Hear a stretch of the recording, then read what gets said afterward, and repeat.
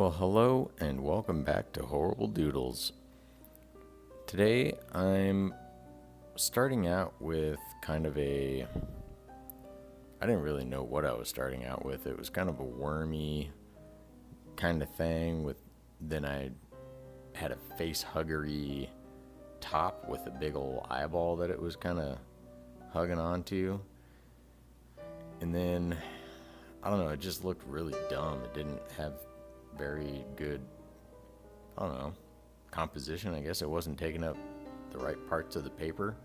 So I erased half of it and started over, and then erased some more and added some guts, and I think I finally stopped erasing and just started adding in. I started to get kind of a picture of what I wanted, at least something to build off of.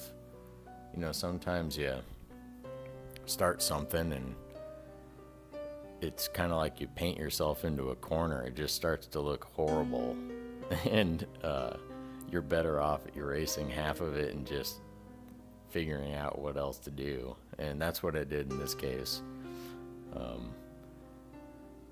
And I'm glad I did it because it opened up a lot more things to do. Like that whole back end that's like a mouth with a bunch of teeth in it, that was just going to be like the end of a wormtail. That's really boring. And like I said, painting yourself into a corner, you just end up with a wormtail at the end instead of a bunch of extra cool stuff like teeth and a mouth. And even then,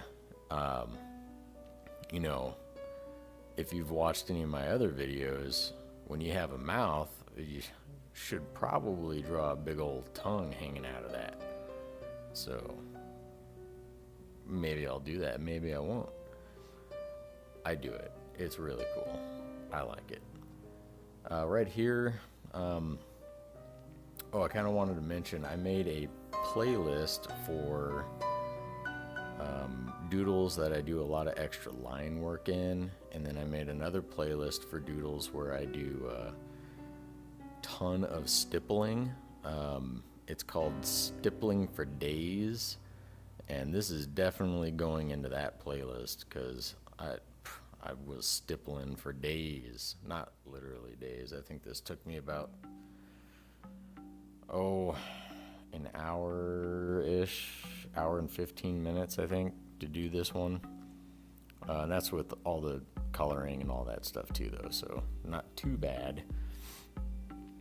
But stippling takes a long time, but it's a lot of fun.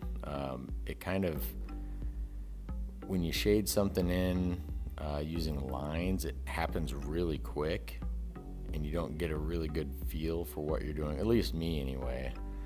But when I'm stippling, I get to do it slowly and then kind of feel out the bumps and lines that are gonna ultimately take shape. See, look at that tongue.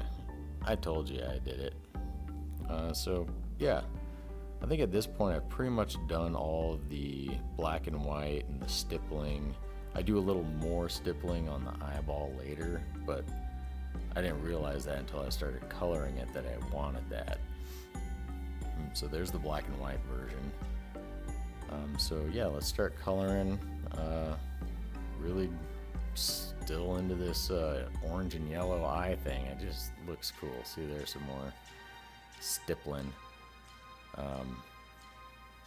But I kind of, as I was drawing this, realized I wanted it to be kind of desert-y tones, and it's mostly because of that mouth on the bottom right.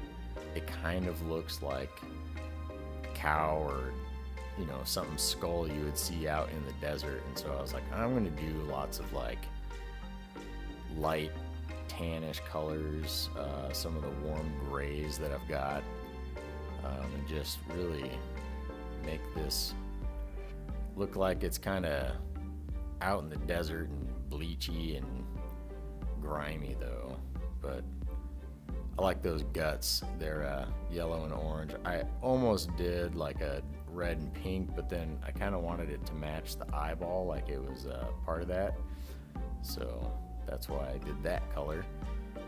And I really liked the way those hands turned out with the red and then some dots fading into a pink body. That was super cool.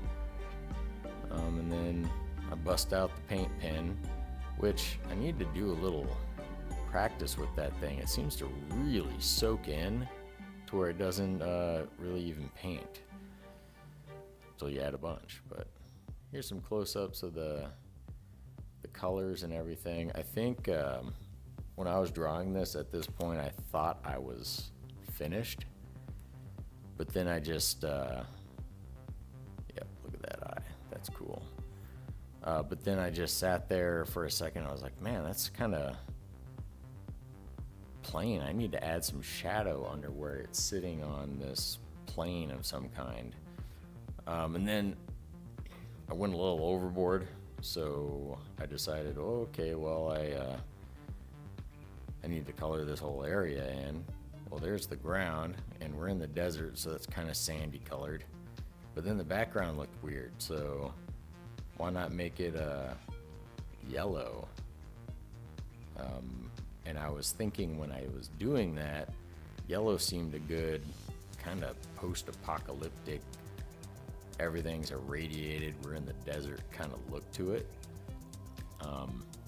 And I started to add in a little bit darker area for kind of some clouds and everything in the background. I could have flushed that out a little bit better, but it came out all right. And I did that with the background too, just added a little bit different colors, but I really liked the way this one came out. It's very unique and mutaty. Oh yeah, I filled in that little area. Should have done yellow, but I kind of liked a slightly different color. Thanks for watching, guys.